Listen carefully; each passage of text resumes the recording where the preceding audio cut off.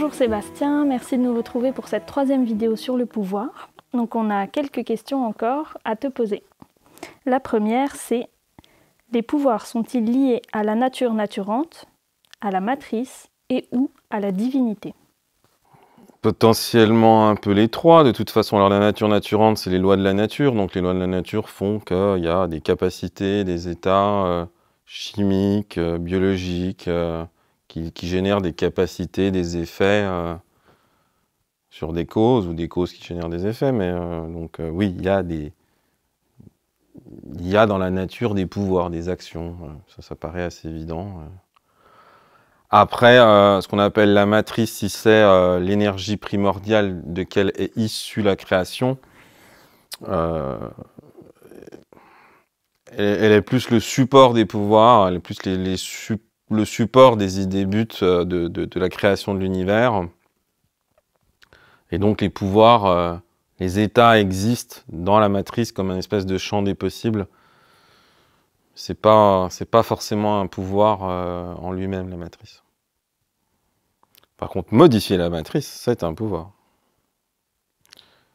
Et après, les pouvoirs spirituels sont liés à j'allais dire notre véritable nature. Donc notre véritable nature, c'est d'être des êtres avec un champ de possible, d'être des créateurs, créatrices. Allez, je vais encore utiliser ce mot-là, divin, divine. Les pouvoirs sont-ils liés à la maîtrise des qualités jumelles? En tout cas, on a besoin de maîtriser les opposés pour pouvoir trouver un équilibre. Hein, voilà. Savoir faire, c'est savoir ne pas faire. Savoir être en couple, à 2, à 3 ou à 10, en groupe, être dans du collectif, c'est aussi, ça va de pair à savoir être tout seul. Si je ne maîtrise pas ces opposés, j'aurai toujours tendance à être dans des extrêmes dans l'un ou dans l'autre. Alors ça ne veut pas dire que c'est 50-50, mais voilà, si je ne peux pas m'empêcher de faire, il y a forcément un moment donné, je vais faire alors que j'aurais pas dû faire, et inversement. Donc, oui, c'est des doubles pouvoirs qui se marient et s'associent entre eux dans le sens d'avoir le choix de nos décisions.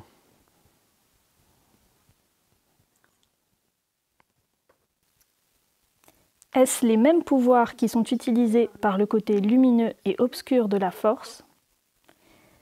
Est-ce le juste qui délimite les côtés? Et le juste lui-même est-il un pouvoir? Alors, il y a plusieurs choses. Il y a ce qui est lumineux, effectivement le côté éventuellement sombre des choses, obscur. On n'est pas sur des notions de bien et de mal, hein. On est vraiment au niveau des énergies. Il y a des énergies sombres, il y a des énergies lumineuses. Et après, il y a le juste qui n'est pas une synthèse des deux, mais qui est quand même au-dessus des deux, dans le sens que c'est... le juste a tendance à utiliser le lumineux et évidemment pas le négatif, mais il est pas pris dans souvent, j'allais dire, le côté où on peut se perdre dans le côté lumineux, parce que des fois il est empreint d'un côté sauveur chez nous, d'un côté il faut être gentil, il faut être bienveillant, il faut pas qu'il y ait de destruction, il faut pas qu'il y ait de ceci, il faut pas qu'il y ait de cela.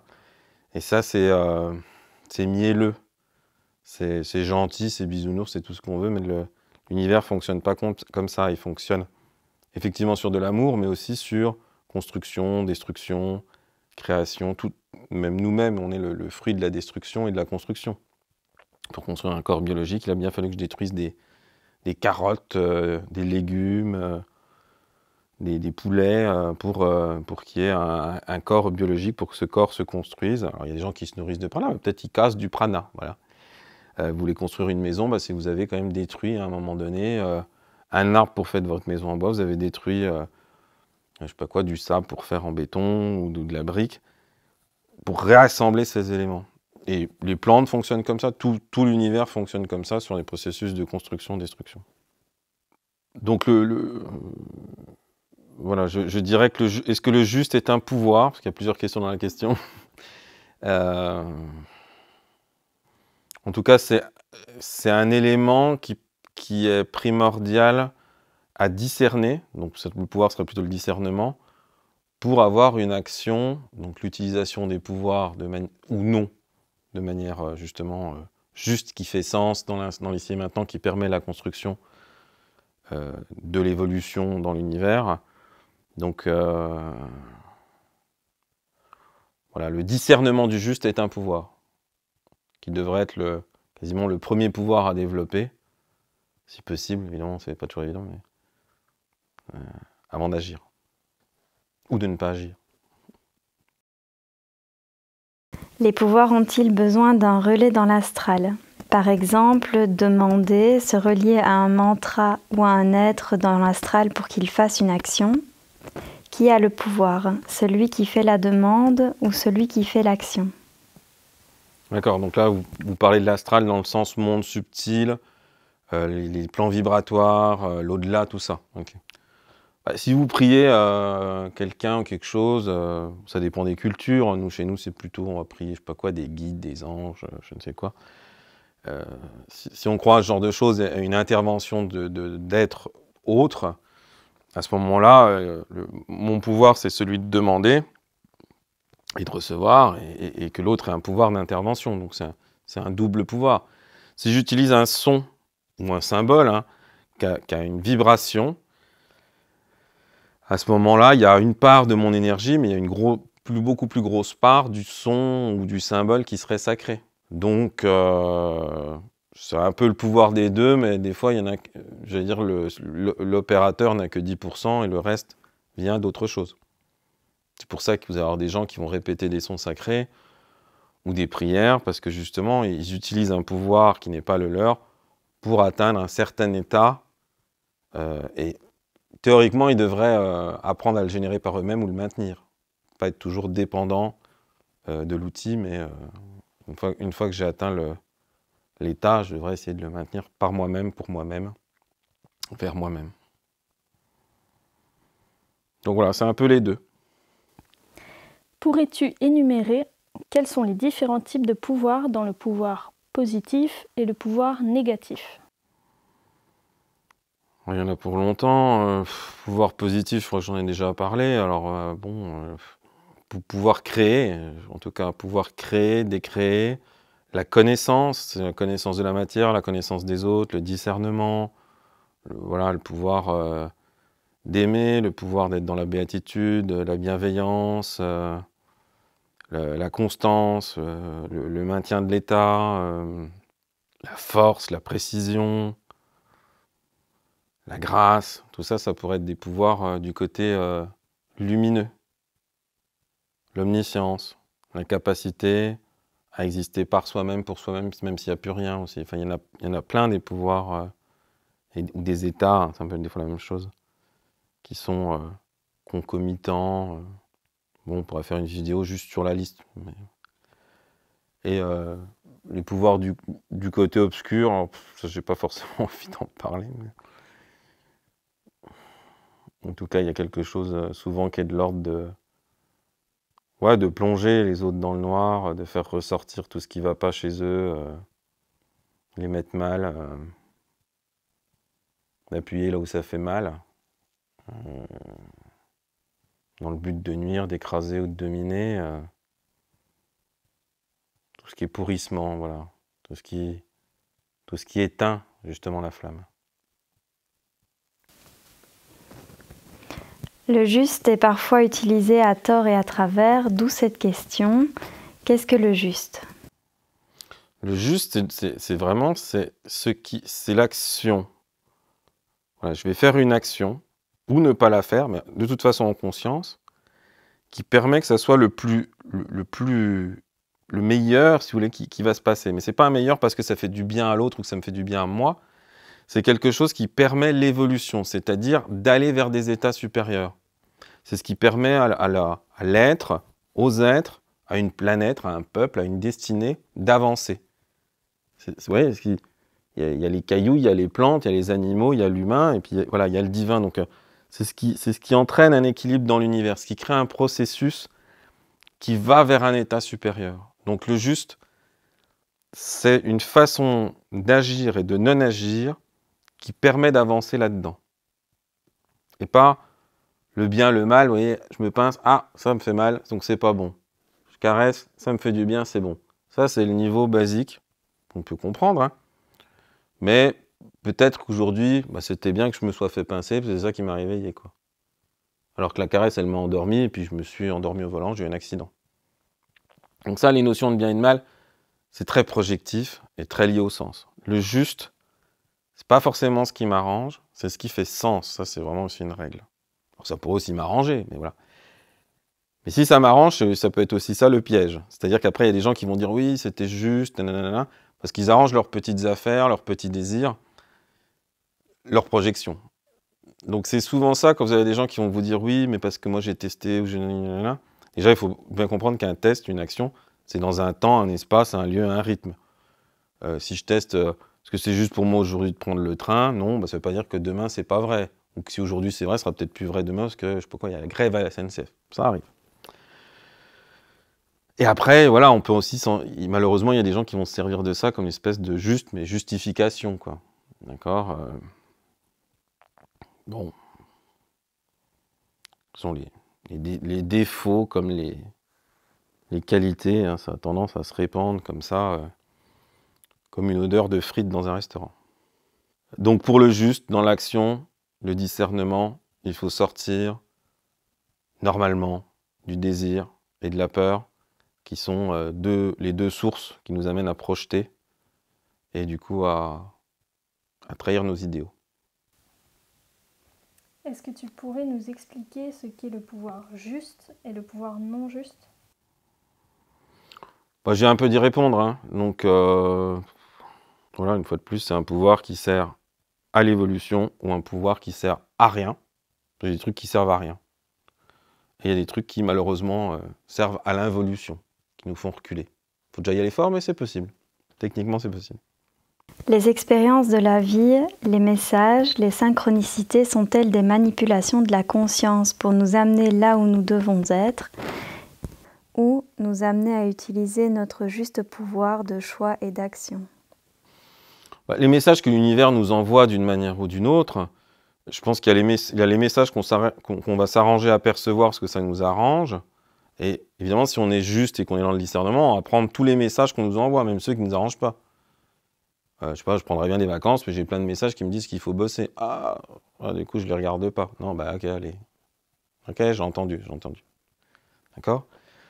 Donc, ce qu'il y a de bien avec l'univers, c'est quand on demande, quand on prie ou autre, on a des réponses qui nous viennent. Et après, on ne nous les impose pas. Donc, c'est à nous de se dire, ok, concrètement, quel message je reçois? D'accord? Seigneur, est-ce que c'est juste que j'achète une Ferrari? Non. Ah, allô, Seigneur, je ne vous entends plus. D'accord? Ouais, ça ne m'arrange pas. Non. Donc j'efface, je gomme ou j'arrange ma sauce. Ouais, c'est toujours le même problème, quoi. Mais ce n'est pas une manipulation de la conscience. Les informations qui nous viennent ne sont pas des manipulations. Mais c'est plutôt notre conscient, notre désir ou nos peurs qui vont plutôt nous amener à sélectionner tel ou tel message parce que ça arrange notre désir, généralement. Je veux entendre l'information comme quoi c'est juste d'acheter cette maison, et je vais gommer toutes les autres. Vous savez, comme notre cerveau, il gomme le bout de notre nez, je vais gommer les 50 informations qui me disent « n'achète pas ce truc-là », et je vais attendre, et je vais trouver une espèce d'information que je vais dire « oh, je vais à la scope, je vais dire « ah, ça y est, le ciel m'a envoyé un message, il m'a dit « achète cette maison ». Non, t'es sûr que c'est ça que t'as dit? Oui, c'est ça que j'ai compris. Donc voilà, on s'auto-arnaque, on se ment à soi-même, on se raconte des histoires. C'est ça l'arnaque. Le pouvoir et la puissance sont deux qualités alliées.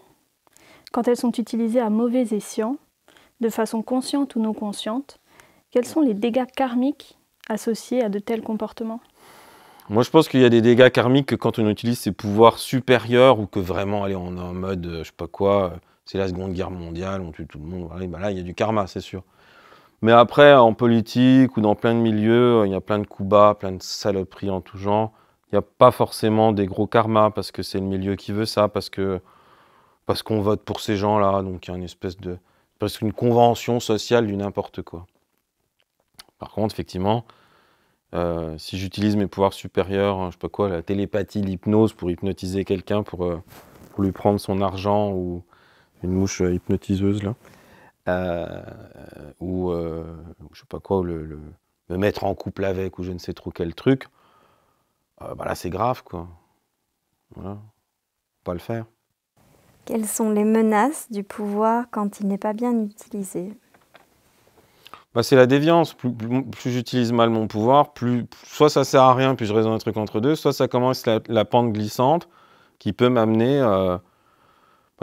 au pire, c'est-à-dire ouais, de sombrer soit dans tout ce qui est mortifère, soit d'aller dans le côté sombre des choses et de rentrer progressivement dans un côté où je me coupe des autres et de Dieu. Le rapport de construction et de destruction est-il seulement lié au pouvoir d'action et de non-action, ou est-il aussi lié à d'autres formes de pouvoir? La construction, destruction, de toute façon, après, les deux sont liés à différents types de pouvoirs, parce qu'il y a différentes façons de détruire et différentes façons de construire. Quand on développe des pouvoirs de construction, si on construisait, je sais pas quoi, des temples énergétiques ou de la vie, ou qu'on jouait sur la matrice ou autre, à chaque fois, c'est l'utilisation de différentes glandes, de différents chakras, de différents états, et donc différents pouvoirs associés à l'intérieur de moi, qui me permettent de générer ça. Si je modifie le temps et l'espace, et non seulement il faut que j'en ai une connaissance, la connaissance, c'est ce qui permet aussi d'agir sur les choses. Si je ne les connais pas, je ne peux pas les changer.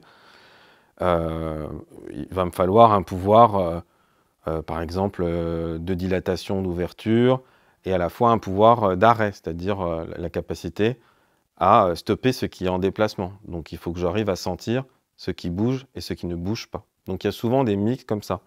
Et dans la destruction, bah, il faut savoir si la destruction qui est juste de faire, est-ce que c'est une destruction plutôt par eau, plutôt par feu, plutôt par éclatement, etc., etc. Donc il y a effectivement différentes façons de faire et des fois besoin de différents types de pouvoirs pour arriver à un résultat, c'est-à-dire juste, mais aussi le résultat, il ne doit pas être juste, la façon dont j'arrive au résultat est aussi importante que le résultat. Voilà. Concernant les différents plans de construction et de destruction, quel serait le juste équilibre du pouvoir à manifester à chaque plan de conscience? Bah, construction, destruction, alors ça dépend ce qu'on appelle les plans de conscience. Si c'est au niveau physique, bah oui, il faut peut-être que tant pis, ma carotte va sortir du potager parce que j'ai faim, hein, donc tant pis pour la carotte, je vais la détruire parce que j'ai besoin de me nourrir, d'accord? Si c'est au niveau émotionnel, mental, peut-être j'ai besoin de construire une autre pensée et de supprimer des vieux schémas de pensée. Si c'est au niveau, je sais pas, transgénérationnel, j'ai hérité d'une maison, peut-être il y a des choses qu'il faut que je transforme, que je détruise et que je reconstruise. Ou que je m'en sépare. Donc, si c'est au niveau de l'âme, pareil, quels sont les schémas sur lesquels je dois arrêter, quels sont les schémas que je dois construire. Et au niveau du soi, au niveau de l'individualité divine, je pense qu'il y a rien vraiment à détruire, c'est plutôt tout est à construire. Voilà, tout est à développer, tout est à arroser, tout est à faire grandir. Mais dans les pouvoirs supérieurs, il y a à nouveau construction-destruction. Bon. Donc ça, à ce moment-là, c'est plus comment on les utilise depuis cet état-là sur la création ou sur notre création. Ne pas prendre son pouvoir, est-ce que c'est aussi un pouvoir? Bah, c'est un pouvoir peut-être de faire n'importe quoi. Si un pouvoir, une qualité vous est destinée ou que vous l'avez, évidemment qu'il faut la prendre, il faut la développer dans la proportion qui est juste et l'utiliser dans ce qui est juste à faire. Mais si vous avez quelque chose, vous l'avez, il faut le prendre. Parce que derrière ça, prendre son pouvoir, c'est souvent, faut prendre son pouvoir, mais pour faire quelque chose. Donc, sinon, voilà. Sinon, vous pouvez toujours prendre le pouvoir et vous en faites rien. De toute façon, ça sera peut-être dans 10 ans, dans 15 ans, dans 20 ans, dans 40. Mais un pouvoir, on le développe. Si on le prend pas. Si on le prend, c'est qu'il est déjà là et il fait que revenir ou que se révéler, quoi. De là, on s'est arrêté la dernière fois dans le développement de ce pouvoir, quoi. Comment le pouvoir est-il attribué aux êtres? Alors ça, c'est plutôt comment les êtres développent leur pouvoir à travers les incarnations. Il peut y avoir d'autres choses qui sont liées à la nature de l'âme, mais après, il y a un peu plus le chemin de vie, le thème astrologique, c'est-à-dire quelles sont nos attitudes, nos comportements, nos facilités. Donc, comment on développe plus facilement certains pouvoirs, certains états dans cette incarnation, parce que aussi ça fait sens dans qu'est-ce qu'on vient apprendre, qu'est-ce qu'on vient faire, quoi. Donc c'est plutôt ça, à mon avis, les marqueurs. Donc nous ne sommes pas tous touchés de la même façon par le pouvoir. Pourquoi certaines âmes sont-elles plus touchées que d'autres, en positif ou en négatif? Et est-ce que cela participe à l'équilibre? Et si oui, pourquoi et comment? Non, ça ne participe pas à un équilibre. On est plus touché parce que dans des vies antérieures, nos anciens égos, nos anciens moi, ils ont appris certaines choses, ou ils ont fait certaines erreurs, ils ont été attachés à certaines formes de pouvoir, où ils ont appris à renoncer, où ils ont appris à discerner. Enfin, c'est l'ensemble des qualités et des défauts qui ont été développés, qui ont tendance à se reproduire dans cette vie-là. Donc c'est ça l'espèce de phénomène d'attraction. Alors après, ça pourrait être dans la lignée familiale, ça pourrait être aussi d'autres choses qui viennent en plus s'emboîter par là-dessus. Mais il n'y a pas d'équilibre entre bien et mal. Il n'y a qu'une visée, le reste c'est du déséquilibre. Et les tendances récurrentes, comme à l'intérieur d'une vie, c'est parce que voilà, on a pris l'habitude de retourner toujours au même endroit, faire les mêmes bonnes choses ou les mêmes mauvaises choses. Et ça s'appelle l'enfermement, quel que soit le niveau. Si on utilise mal nos pouvoirs, quelles peuvent être les conséquences? Ces pouvoirs peuvent-ils être bloqués et ou supprimés, voire effacés? Alors, effectivement, il y a certaines âmes qui peuvent se retrouver avec des pouvoirs bloqués ou que eux-mêmes bloquent parce qu'ils les ont tellement mal utilisés ou autre. Il peut y avoir un peu des choses comme ça. De manière très très exceptionnelle, il peut y avoir des êtres supérieurs ou en tout cas des âmes qui sont très avancées dont les pouvoirs sont effectivement freinés momentanément pour que ça passe socialement parlant, quoi. Donc on ne peut pas dire aux gosses non, il ne faut pas faire léviter la maîtresse, arrête. Voilà, il faut être raisonnable. Donc il y a certaines capacités qui peuvent être bloquées parce qu'il faut pouvoir s'adapter en tant qu'individu dans un monde qui n'est pas peu ouvert à ça. Bien que ça s'améliore un peu, mais bon, pour l'instant, on est pas mal dans le déni de notre réalité. Est-ce les lois divines qui permettent un certain champ de pouvoir à l'ombre dans la matrice pour nous permettre d'évoluer plus rapidement? Ou est-ce qu'elle tient davantage son pouvoir de notre libre arbitre utilisé à tort et à travers et sans discernement? Si c'est l'ombre au sens le mal, vraiment le côté sombre des choses, oui, c'est pas juste, parce que chaud et froid, par exemple, c'est pas bien ou mal, mais ça nous permet d'expérimenter des inverses, d'accord? Et après, il y a le bien et le mal, entre guillemets, voilà, le côté sombre des choses, le côté obscur, les énergies négatives. Je pense pas que ça soit forcément un moyen pour avancer ou autre. En tout cas, je pense que c'est un champ des possibles dans la création et qui effectivement nous permet d'expérimenter ça si on veut, mais on pourrait s'en passer, quoi. Voilà. Je pense qu'il y a des endroits dans cet univers, en tout cas dans cette galaxie où il s'en passe. Ça ne veut pas dire qu'on ne peut plus faire d'erreurs, mais pas aussi profondément, pas aussi noir dans l'absence de lumière. Et donc oui, je pense que le côté sombre est pris dans la création, mais qu'il n'est pas forcément un moyen, quoi. Évidemment, qu'est-ce qui renforce la base de l'ombre? C'est parce qu'on en rajoute. C'est-à-dire, évidemment, si je commence à faire des choses sombres, ou si je génère de la négativité sans aller jusqu'à la noirceur totale, je veux dire, j'émets, je produis du stress, mais il y a plus de stress si je produis du feu négatif parce que j'ai la haine, voilà. On produit des vibrations. Donc évidemment, ça alimente toujours quelque chose de sombre. Voilà. Alors après, il ne faut pas se mettre martel en tête. Mais évidemment, si je fais du sombre, il fait encore plus sombre. Voilà, c'est assez simple à comprendre. Merci. Avec plaisir.